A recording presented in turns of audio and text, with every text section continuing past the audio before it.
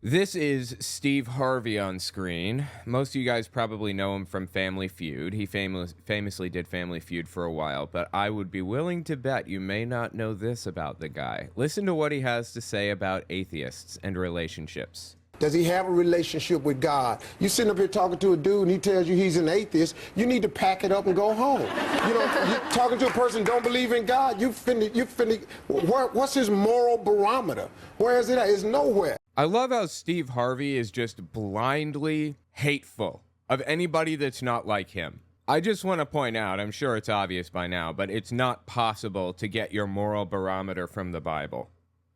And if you don't believe me, let me just prove it. owenmorgan.com/bibviz. I created a pretty link to this project so that you guys could just go to it and see it if you want. BIBVIZ. Every Bible contradiction, every moral precept or supposition the Bible puts forward, it reverses a chapter later. It's impossible to not cherry pick the Bible. You are not getting your morals from the Bible.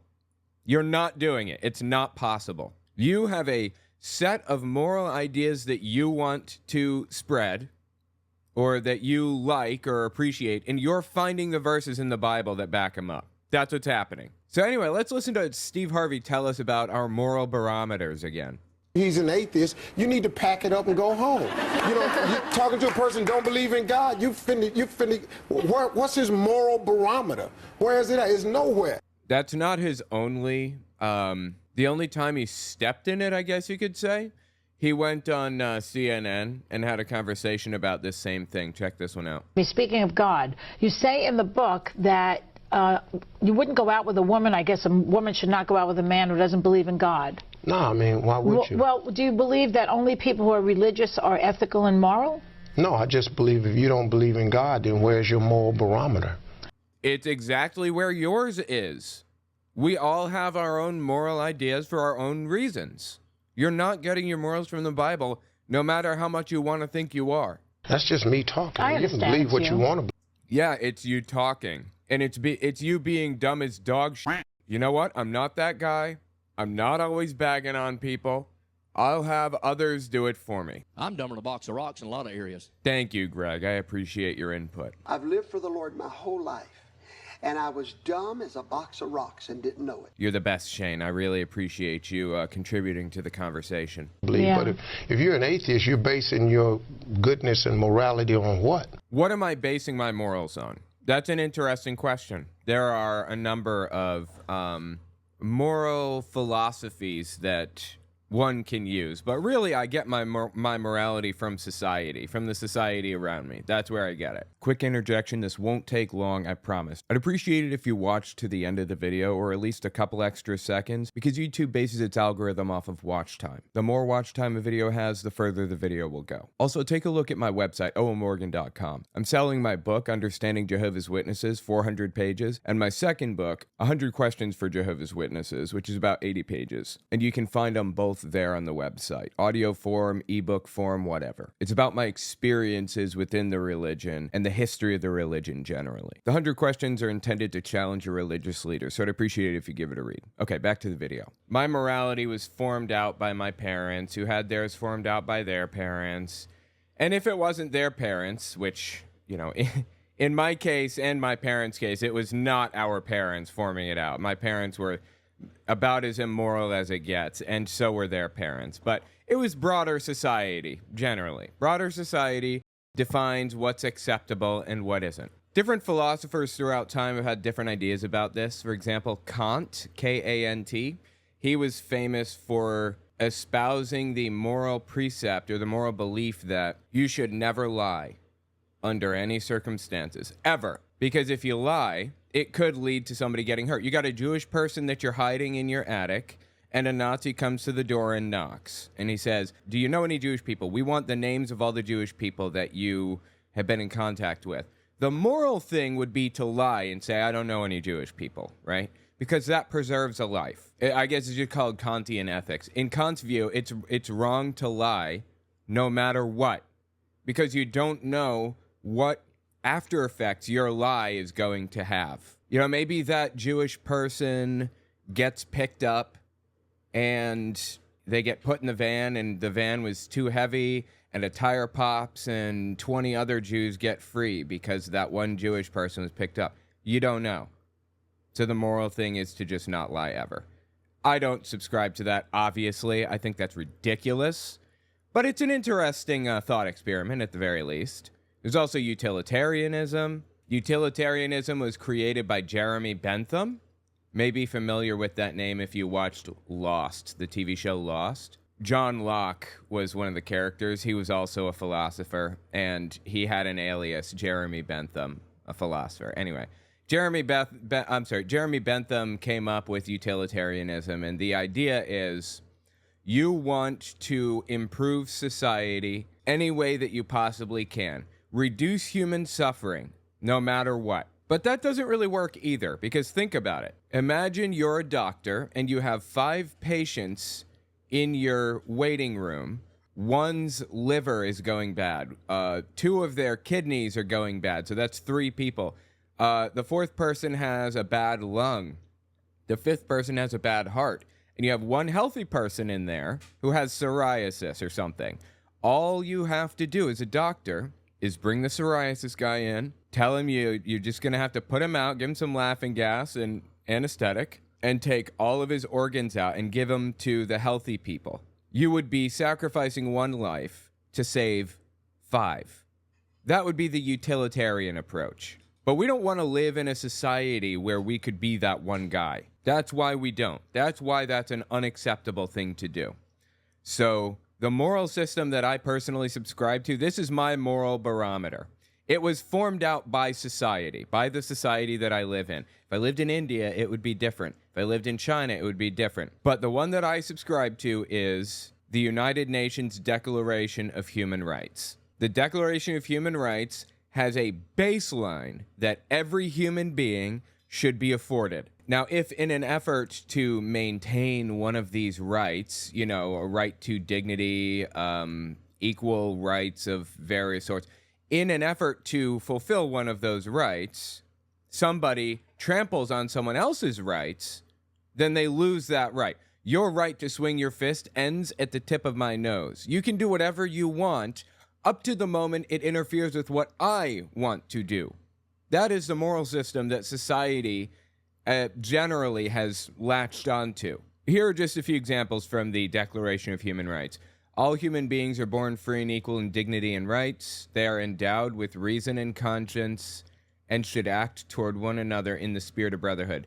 Love your neighbor as yourself. Article 2. Everyone is entitled to all the rights and freedoms set forth in this declaration without distinction of any kind, such as race, color, sex, language, religion, political or other opinion, national or social origin, property, birth, or other status. Furthermore, no distinction shall be made on the basis of the political, jurisdictional, or international status of the country or territory to which a person belongs, whether it be independent, trust, non-self-governing, or any other limitation of sovereignty. The point is, I think the UN Declaration of Human Rights is the ultimate authority. It's the best representation of human morality right now. The Constitution, the U.S. Constitution, is pretty good.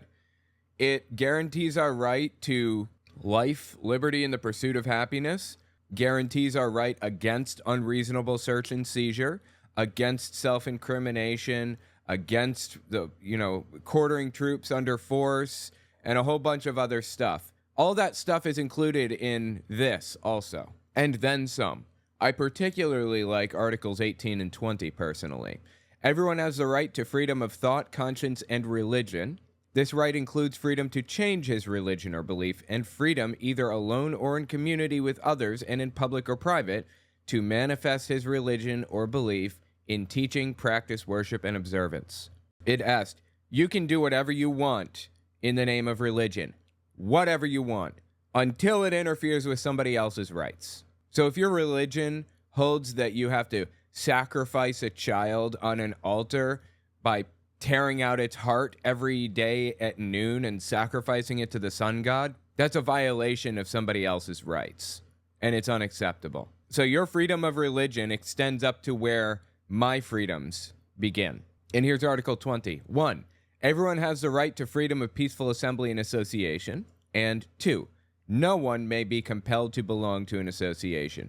The reason I like those two particularly is because it shoots Jehovah's Witnesses' whole theology and system to pieces. They compel people to belong to an association by shunning them if they leave. Anyway, that's where I get my moral barometer. That's where my morals are. That's where they came from. That's what I use to determine if what I'm doing is moral or not. By following that, assuming that I was born into a jungle with no parents and no civilization whatsoever, and I had no clue how society worked, if I just read those values, those human rights, and understood that your right to swing your fist ends at the tip of my nose, I could become the most moral person on planet Earth by just following those two things.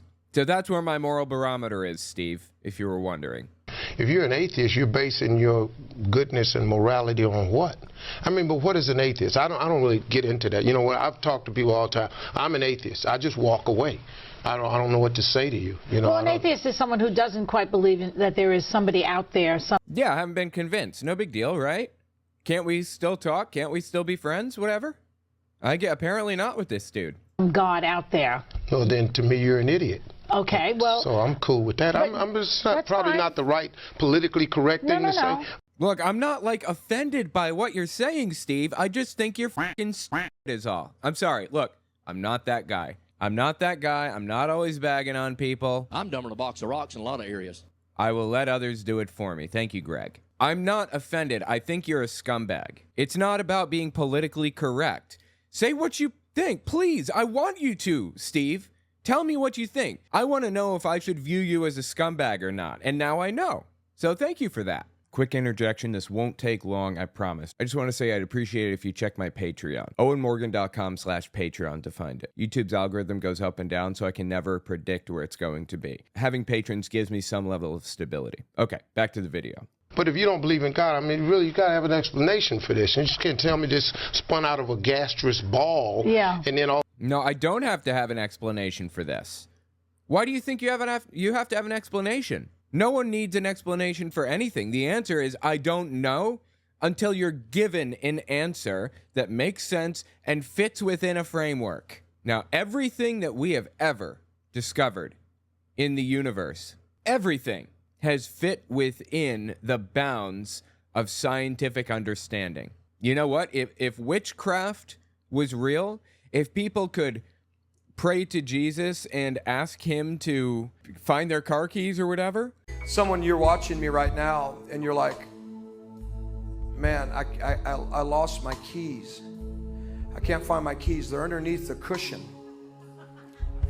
I'm serious. It's underneath the cushion. Go do it right now. And if you can, type it and tell people. I'm serious. It's underneath the cushion. You didn't even know that it was there, but it fell out.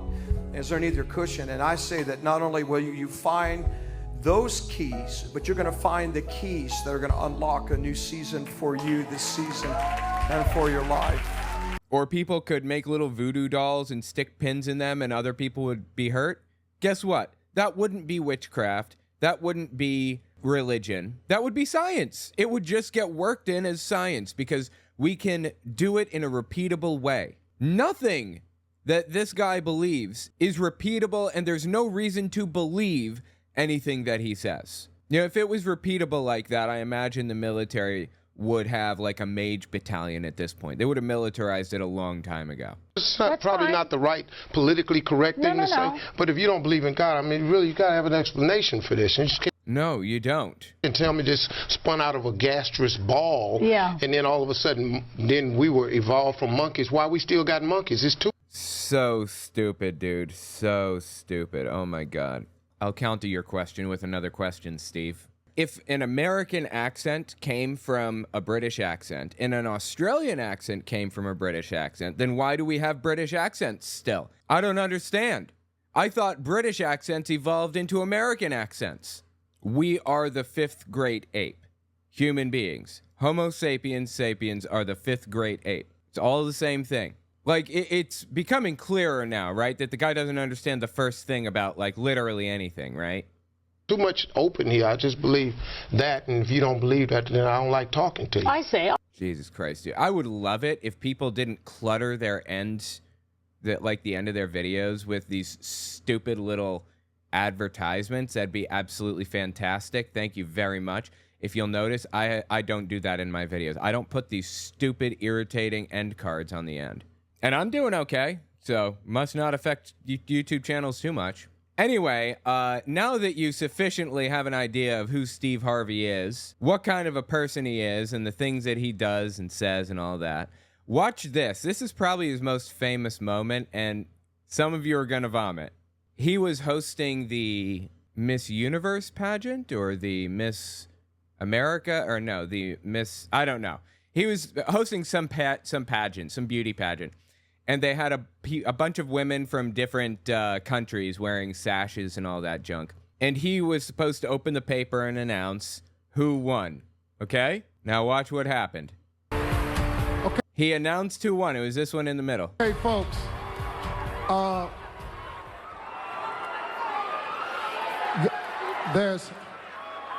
have to apologize. Get ready to vomit.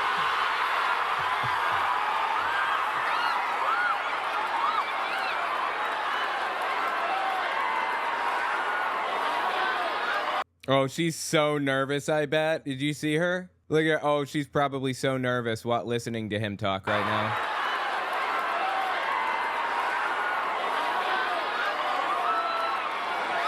The first runner-up is Colombia. Oopsie daisy. Oh, he just picked a whole bouquet of oopsie daisies, didn't he? Oops. Turns out she's the runner-up. Oh, it's so painful and stupid. Oh my God, Steve, come on, man. You gotta pull it together, bro. Apparently he misread the card. It was an honest mistake, but it was a glorious one. Oh, he deserved that. He deserved it. Here's another compilation. Check this one out. Like you say, men cheat because women allow them to. Elaborate. I mean, you know. Men cheat because women allow them to. That's what he said, apparently, in his book. Look, women ask that question all the time. You know, that's one of the biggest questions. You know, why do men cheat? But dude, I need to read his book on air. That would be so interesting. I mean, it's really because there are so many women out there willing to cheat with them. Hi, my name is Debbie DeHunt. How do you get your husband to stop nagging you? Oh, very good question. Her husband nags. Yeah. Yeah, check this one out. This is him just going off about atheism. I'm just telling you, it's real. God is real, man. Don't let nobody fool you. Listen to me, young people. Don't let nobody fool you. Is somebody trying to fool people? Come by your house, knock on your door, talking about it ain't no God. Okay, wait a sec. Does he think that atheists are like Jehovah's Witnesses, going around knocking on doors, evangelizing for the cause of there is no God? The hell are you talking about?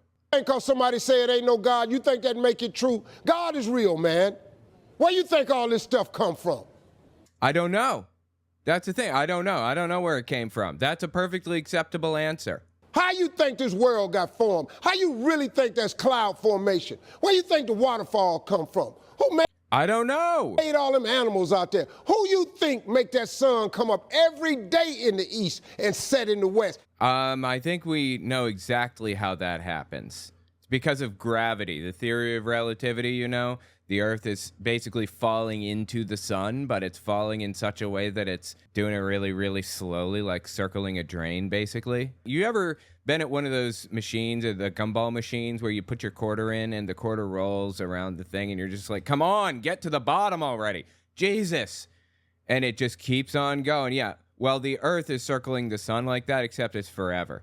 The sun will blow up before the Earth finally falls into it. Anyway, the point is, that's why the sun goes around, like, from west or from east to west. Yeah, from east to west, like that. That's why the sun does that. Like, you could have just literally asked anybody, and they'd tell you. But let me guess, you subscribe to the insane clown posse view on the subject. Is that right? I've been looking around, it's all astounding. Water, fire, air, and dirt. And magnets, how do they work? And I don't want to talk to a scientist. Y'all motherfuckers lions, they're getting me pissed. Solar. That's Steve Harvey right there, man. You guys remember that from back in the day? Magnets? Fucking magnets. How do they work? I'm sorry. I apologize for that. Magnets. How do they work? I should have been censoring Insane Clown Posse. They're so, I'm not that guy. I don't do that. I'm not always bagging on people. I'm dumber than a box of rocks in a lot of areas. Thank you, Greg, for doing it for me. I appreciate that. Anyway, so Steve Harvey apparently doesn't know how the sun works. You could ask a scientist, but as we know, those motherfuckers lying and getting people pissed, so...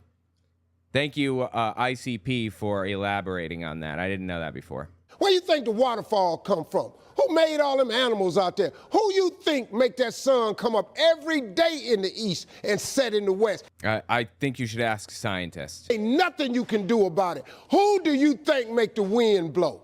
You can't do nothing. The Coriolis effect, among other things, is what makes the wind blow. You can't do nothing with the wind. Yes, you can. You can capture it with wind turbines. You can feel it blow across your face. What do you mean you can do nothing to the wind?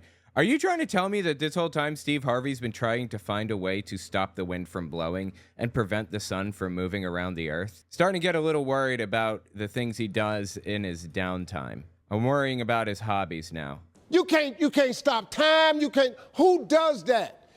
Well, you can manipulate time. What are you talking about? Of course you can. There is a higher power. There is a God. Listen. Like, what does any of that have to do with God anyways? What does the wind blowing, the sun going around the earth, which it doesn't, by the way, and time moving forward have to do with anything at all? How does that prove anything? By the way, the reason I say that you can manipulate time, at least, is because gravity changes the way that time acts. Space and time are not individual things. It's one thing, space-time. When you warp space, time warps with it. The Earth has a gravitational field, and that's how we're sticking to it and everything. For the same reason and in the same way, there's a field around the Earth that changes the way that time moves. There's a study about this that was done with Mark Kelly and his brother Scott Kelly, twins. One of them went to the International Space Station for a year. Mark Kelly, I think, spent a year there on the ISS, and he was a few fractions of a second younger than his brother, I think, or older. I don't remember which. The point is that time does warp. I don't want to go down this whole rabbit hole. I'm just saying, like, the guy doesn't understand the first thing about anything at all, seemingly. You better get in touch with him. The sooner the better. I ain't threatening you, I'm just telling you real. I'm tired, so I'm talking loud right now. But I'm telling you, if you're trying to make it in this world without God in your life, you're making it way harder than it's got to be. I'm telling you, man, I did it. I did it without him. People clap it. Yeah, I did it without. Yeah, I bet you did, Steve. When did you not believe in God? Exactly. Tell me when that was. What did you believe exactly about God? What were your thoughts?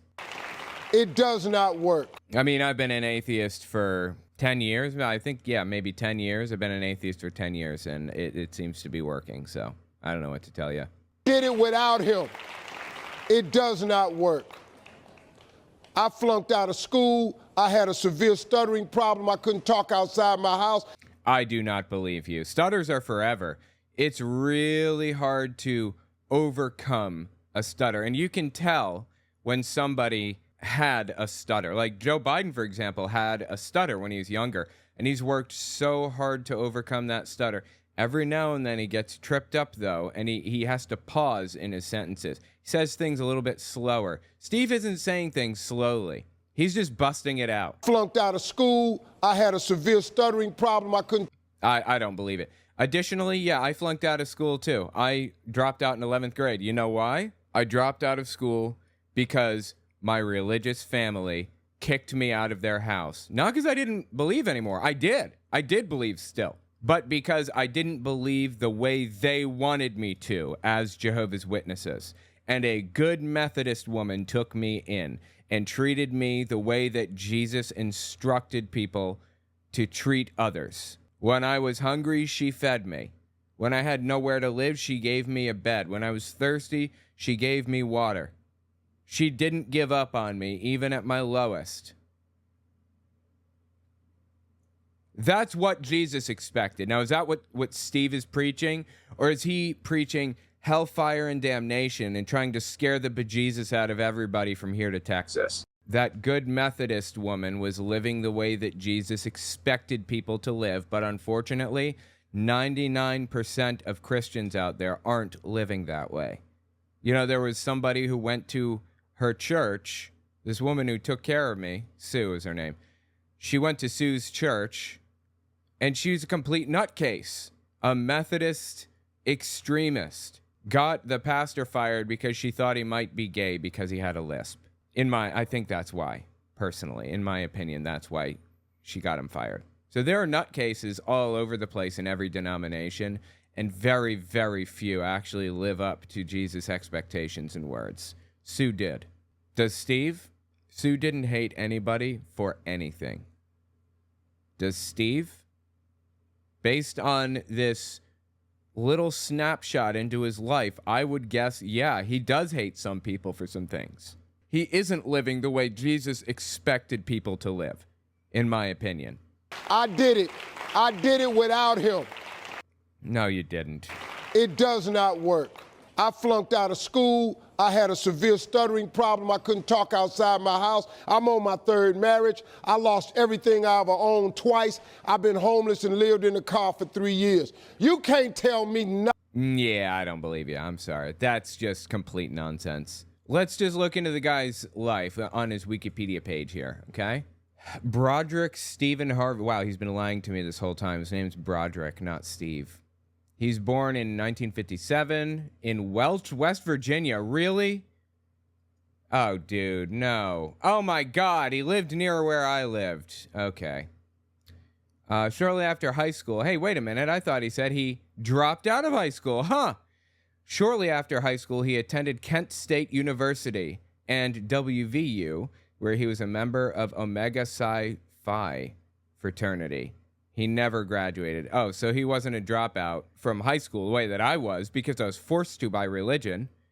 He was a dropout from college, okay? While Harvey has talked about overcoming his early life and educational obstacles, he later conceded it really threw my life into a downward spiral and I regret not getting that degree. Slept in his 1976 Ford when not performing gigs that provided a hotel and showered at gas stations and swimming pools. According to his book. No, I'm sorry. According to this article that he wrote on People magazine. I'm sorry, man. I'm a little skeptical. Just a little skeptical. But okay, go on. Homeless for 3 years, okay? You can't tell me nothing about what he can't do for you. Nothing. Let me tell you something, man. I've been bottomed out. I'm talking about flat, bottomed out, nothing. I was talking today with my oldest son. He said, man, Dad, every time I hear about something you went through, I just go, how did you make it? I just kept his faith, man. You know how I made it? I've been through some shit. You want to talk about some real shit? Steve Harvey talks about living in his car. Yeah, I was homeless too. There is a unique feeling that you get when you walk to the end of a street corner and realize I have nowhere to go. You start thinking to yourself, like, where do I go? What do I do? Where do other people who don't have houses go? Maybe I can, like, go sit near there. Is there somewhere dark and warm that I can go? Like, there was a mall, but it was, like, 2.5 miles away. Maybe I can walk to the mall and sit, like, on the corner, just, like, next to the old JCPenney or something and sleep there? I don't know. There's a unique feeling knowing that you have nowhere to go and nothing to do. And nobody wants you around. Steve Harvey says he kept the faith. Well, I'll tell you how I made it through. You just go through. That's it. There's one way through it. You can't get around it. You can't go over. You can't go under it. You got to go through it. People say I'm strong because I made it through. No, I'm not. I'm strong as a result of making it through. I had no choice but to go through some of the shit that I went through. Me going through it is not evidence of my strength. It's the source of my strength. Anyway, Steve is completely full of it here. He's so obsessed with keeping the faith in Jesus and hating atheists and everything else that he can't see straight. Guess what? non-religious people have gone through shit too, just like you did, if he really did. I just kept believing that God didn't bring me this far to leave me. I just kept hearing my mama as a Sunday school teacher saying little scriptures to me. It didn't dawn on me till I got older. I'm telling you, man, I didn't get a car in my name till I was 38 years old. I was 38 before I purchased my first car. Well, that's weird, because he said he had a 1978 Ford that he lived in throughout the 1980s. So he was born in 1957. So in 1990, he got his first car, because through the 80s, he lived in a Ford, a 78 Ford. So according to this article that he wrote. So is he telling the truth now or then? I'm not sure. Maybe he leased the car. Maybe, I don't know. I bought a car when I was 22 for $1,000 or $800 or something. It was, I couldn't even believe the thing ran. But that motherfucker, that car, man, that thing got me. It never died on me. That thing, I sold that thing for like $500 after a couple of years. $800 car, and it kept on going. Never gave up on me. So people can buy cars. I don't know where he's claiming he got his first car from or whatever, but okay, go on. I was 38 before I purchased my first car. 38. Come on, man. I lived in a car for 3 years. I don't believe it. I had nothing. But I made a decision, man. I just started talking to God every day. I just started asking him for help, to hear me. If you call God and you ask him to hear you, he hears you. So anyway, Steve Harvey hates atheists is the bottom line. Now, regarding all of that, willpower, I just kept talking to God, kept fighting and all that. Willpower is not a component in this equation. It has nothing to do with it. You're going through it, period. That's just what it is. That's what's going to happen. You're going through this problem, whether you like this or not. It's happening. So buckle up and ride out. I gotta tell you, God's been the source of more problems for me than solutions. Since we're talking about atheists and how people feel about them, though, I figure we might as well just take a look at a couple of shorts, YouTube shorts on here, and see what people have to say about atheists. Quick question for you. If you're an atheist, why do you not believe in God? And why do you believe in God? I counter your question with a question. Give me your answer to that. if you don't believe in God because you say the book is written by man, why do you believe in evolution? Because that was also made up by a guy. It's so. What do you even say to things that are so stupid? The answer to the first question, why are you an atheist? Or whatever, why don't you believe in God, is because I don't know what happened in the beginning. I don't know. That's the answer. I don't know. You are claiming an answer, and your answer is unsatisfactory to me. Now, regarding evolution, it is an observable fact. We can watch it take place, and we have in E. coli bacteria. Evolution is a long, drawn-out process. It takes forever. Most importantly, evolution takes generations and generations and generations. Well, E. coli bacteria have very short generations. They reproduce every 15 to 20 minutes, E. coli does. Just looked it up.